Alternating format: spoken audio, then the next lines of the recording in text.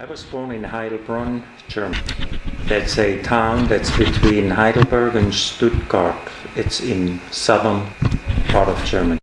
Well, the war was very close. In fact, my city was totally flattened. December 4th at 5:30 in the evenings, 1941, about 8,000 tons of napalm were dropped by British and American bombers, and approximately over 9,000 people got killed. And I remember as a 4-year-old, when the flares came down, and of course the noise of the bombs. In fact, the flares reminded me of Christmas trees. But at that time, the decision was already made by the Allies to also hit civilian targets. I was just watching it in awe, and when I was about 6-7 years old, I worked all day long in the fields for a quart of milk and a small sausage. That was my pay, from 8 in the morning until 5 in the evening. See, the term child labor didn't exist. So food was very scarce. When there was enough food on the table,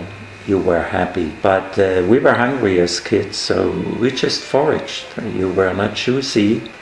I went out and whatever was in season, you just ate it right there. I like to be out in the forest, but I started living in the countryside, and I liked the outdoors as a child. I still like the outdoors today, and I always like to go.